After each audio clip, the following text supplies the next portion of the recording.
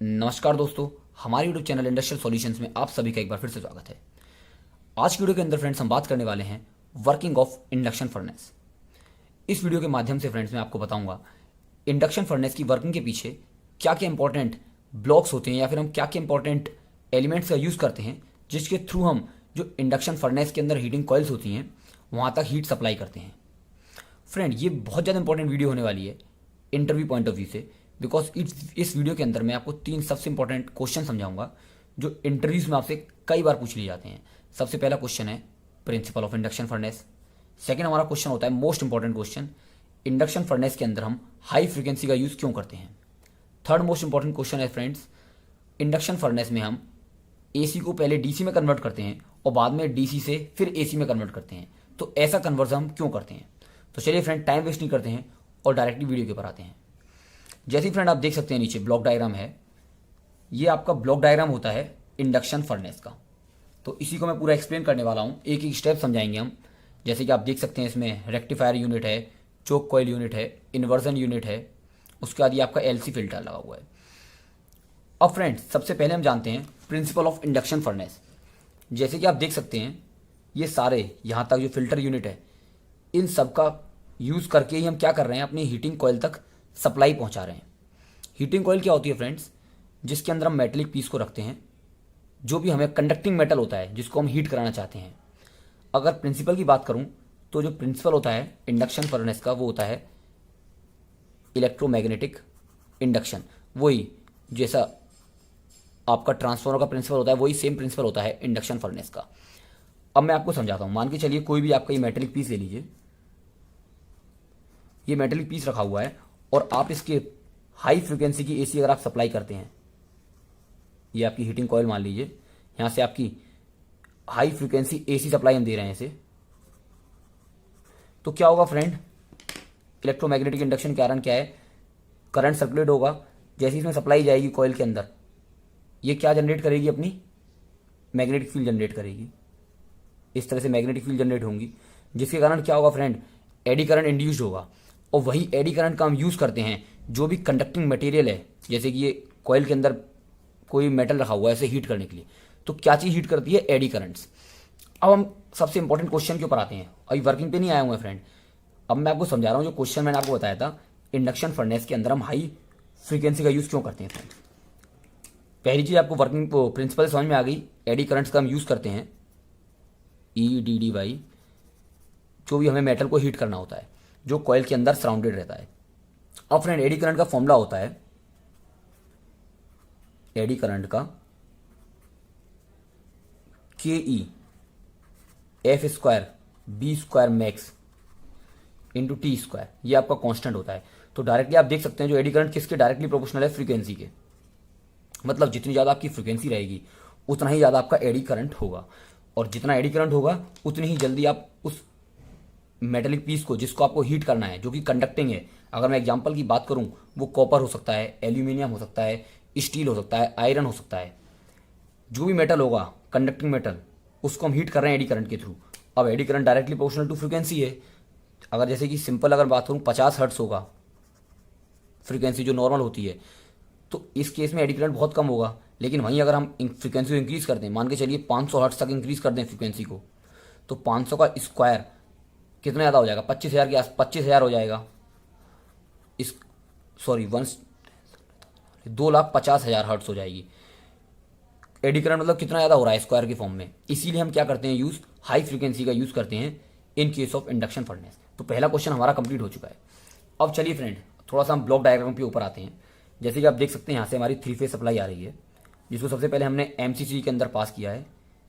अगर हम बात करें, मान के चलो 200 किलोवाट की इंडक्शन फर्नेस है, तो उसके लिए अराउंड आपको 500 एम्पियर की MCC भी यूज़ करते हैं।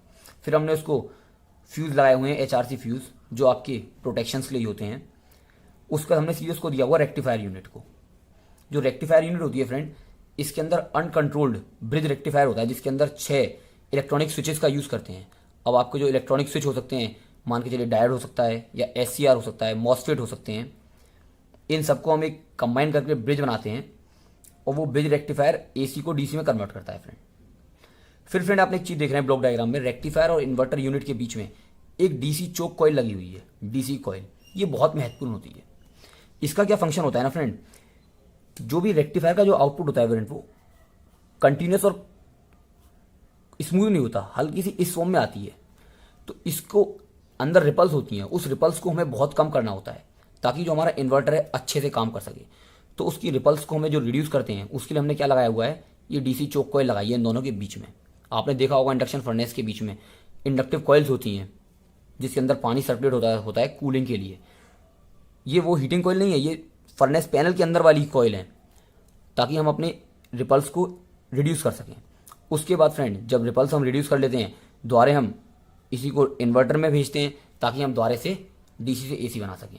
और लास्ट में हम उस एसी को और स्मूथ करने के लिए, हार्मोनिक्स के हटाने के लिए, याद रखना फ्रेंड हार्मोनिक्स होती हैं एसी में और जो रिपल्स होती हैं वो डीसी में। तो डीसी के बाद हमने क्या लगाया, चोक कॉइल, ताकि रिपल्स हटा सकें। और एसी इन्वर्टर से हमने द्वारा एसी बना दिया, उसके बाद हमने लगा दिया एलसी फिल्टर ताकि हम उसको और स्मूथ कर सकें। फिर हम दे देते हैं इन हीटिंग कॉइल्स को, जो मैंने यहाँ पे आपको समझाया था। चलिए फ्रेंड अब हम सेकंड क्वेश्चन की बात करते हैं।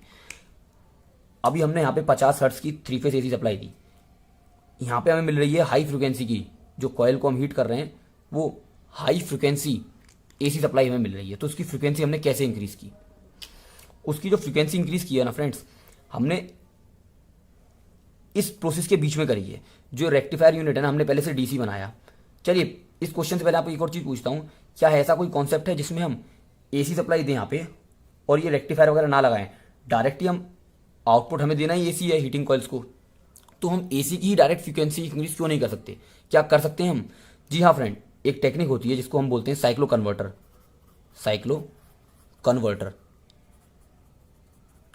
इसके थ्रू फ्रेंड हम डायरेक्टली एसी की फ्रिक्वेंसी को इंक्रीज कर सकते हैं। दो टाइप्स के होते हैं ये, एक स्टेप अप साइक्लो कन्वर्टर, एक स्टेप डाउन साइक्लो कन्वर्टर।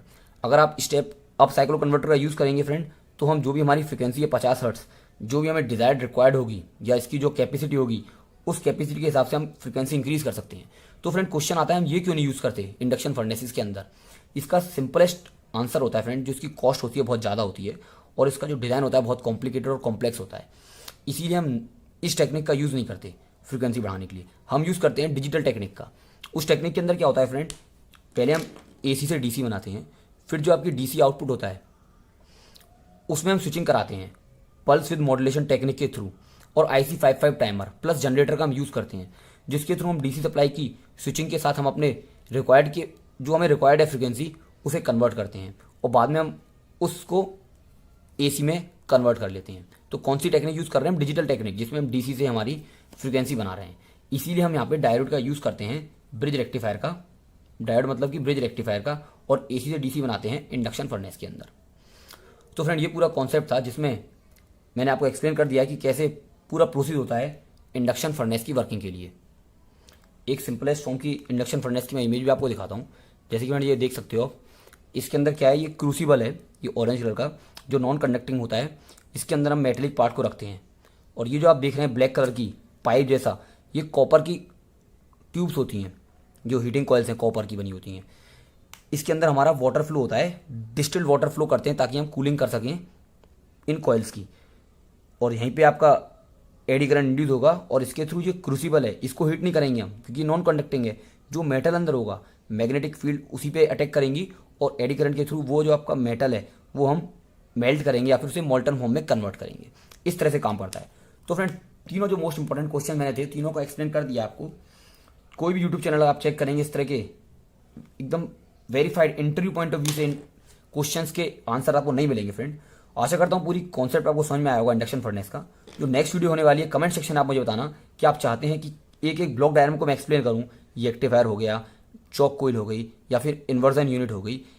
इसके अंदर बहुत डिटेलिंग है फ्रेंड एक एक ब्लॉक डायग्राम के अंदर, और आप चाहते हैं तो मैं कमेंट सेक्शन में बताइए, मैं इसके ऊपर भी सेपरेट वीडियो बना दूंगा। अगर आपको वीडियो अच्छी लगी तो फ्रेंड लाइक कीजिए, ज़्यादा वीडियो को शेयर कीजिए, and please don't forget to subscribe my channel. Thank you.